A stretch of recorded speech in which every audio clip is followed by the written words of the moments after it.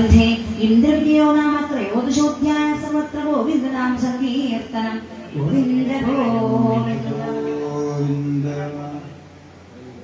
ഹരേ രാമ രാമ രാമ ഹരേ ഹരേ ഹരേ കൃഷ്ണ കൃഷ്ണ കൃഷ്ണ ഹരേ ഹരേ ഹരേ രാമ രാമ രാമ ഹരേ ഹരേ ഹരേ കൃഷ്ണ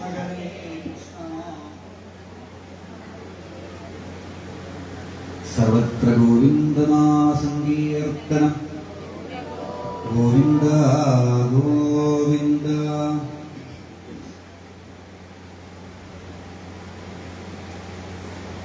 പോഷണം എന്നുള്ളതാണ് ആറാം സ്കന്ധത്തിന്റെ ലക്ഷ്യം.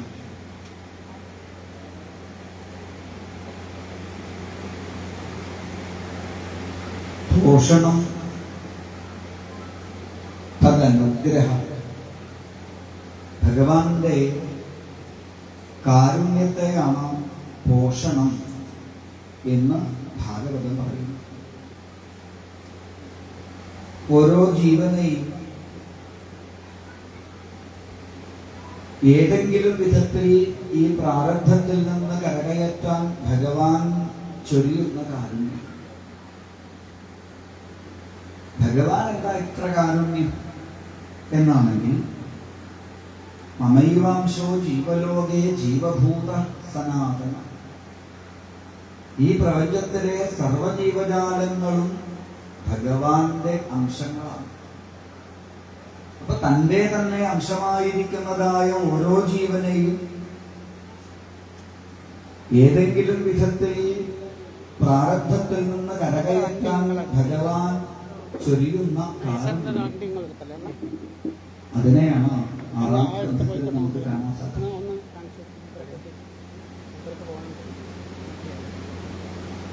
പലവിധത്തിലുള്ളതായ യോഗമാർഗങ്ങളിൽ കൂടിയും പലവിധത്തിലുള്ളതായ അവതാര ലീലകളിൽ കൂടിയും ഭഗവാൻ നടത്തുന്നതെല്ലാം ഈ ഒരു കാരുണ്യം തന്നെയാണ്.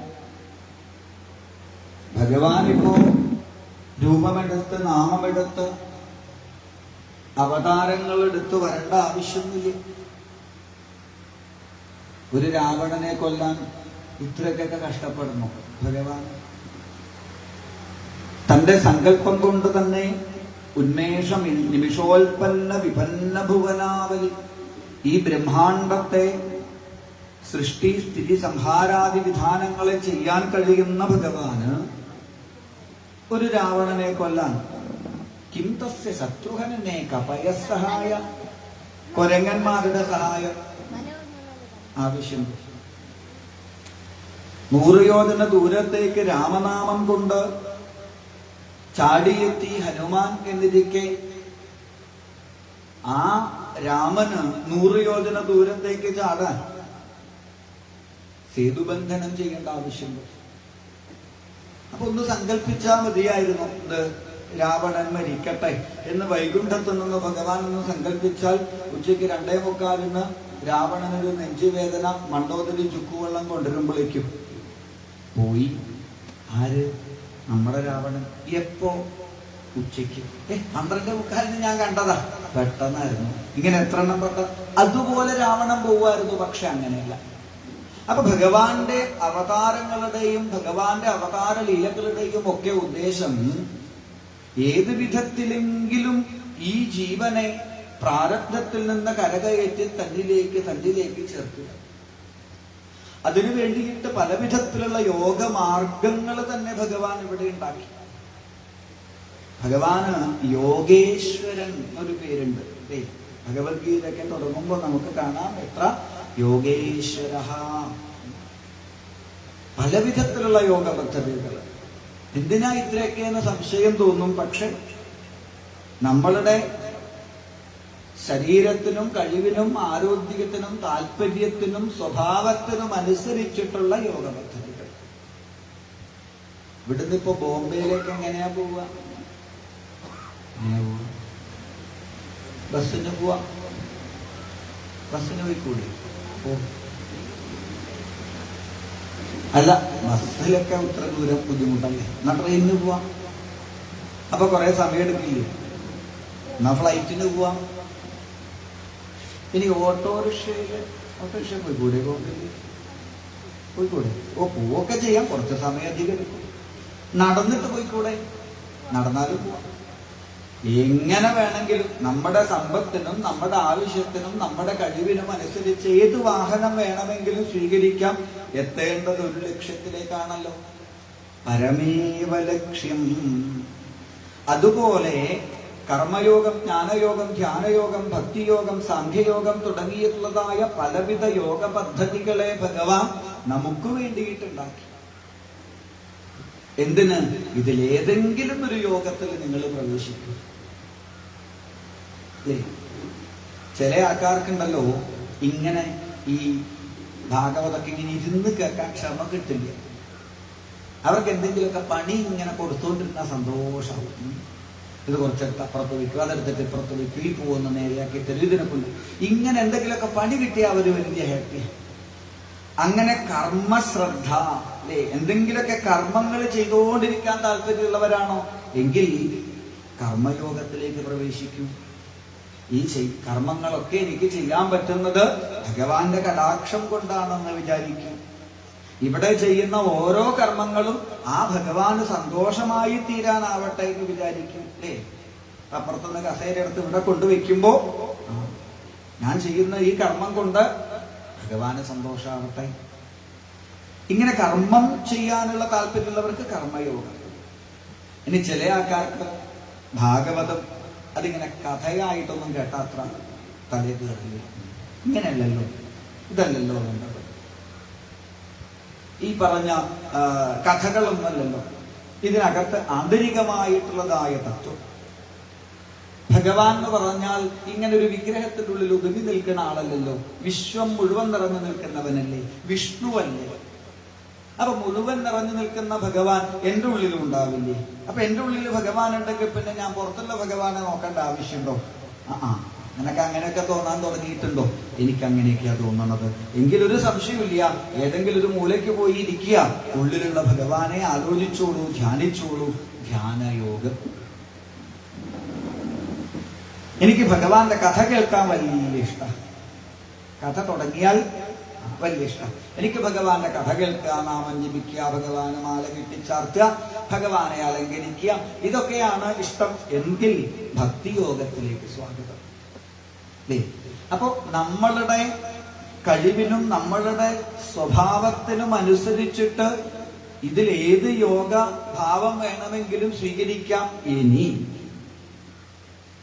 ഈ പറഞ്ഞ ഒരു യോഗത്തിനും അധികാരമില്ലാത്ത ജീവനാണെങ്കിൽ പോലും അവരെ രക്ഷിക്കാൻ അവർക്ക് വേണ്ടി കാരുണ്യം തോന്നിയാൽ ഭഗവാൻ പുതിയ പുതിയ യോഗ പദ്ധതികൾ ഉണ്ടാക്കുന്ന അങ്ങനെ കുറച്ചെണ്ണം ഉണ്ടായിരുന്നു. എവിടെ? അമ്പാടിയിൽ. അവിടെ പോയിട്ട് കർമ്മയോഗം പറഞ്ഞിട്ടും കാര്യമില്ല, ധ്യാനയോഗം പറഞ്ഞിട്ടും കാര്യമില്ല, ജ്ഞാനയോഗം പറഞ്ഞിട്ടും കാര്യമില്ല. അവിടെ പോയിട്ട് പറയുന്നുണ്ടെങ്കിൽ പാല്, മോര്, വെണ്ണ, തൈര്, വെണ്ണ, മോര്, പാല്, തൈര്, ഇതിന്റെ കണക്ക് പറഞ്ഞാൽ കൃത്യമായിട്ട് കിട്ടും. ഗോപികമാണ്. അവരോടൊരു കാരുണ്യം തോന്നിയില്ലേ ഭഗവാൻ?